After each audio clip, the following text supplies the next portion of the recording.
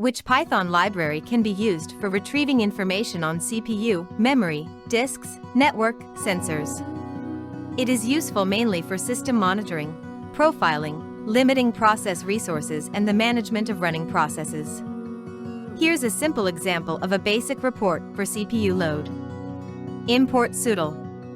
Call CPU% function. Print the values.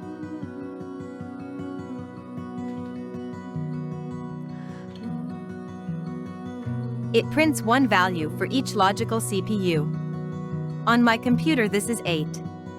API also provides access to memory, disk, and network information. Another example that monitors memory consumption and throws an exception when a limit is reached.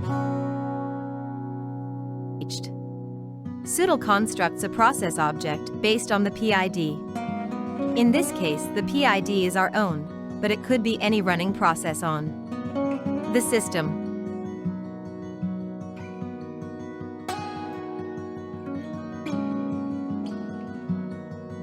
Explore functionality of this module, and we can use process information inside exception handlers so that our error logging can include information about CPU and memory load.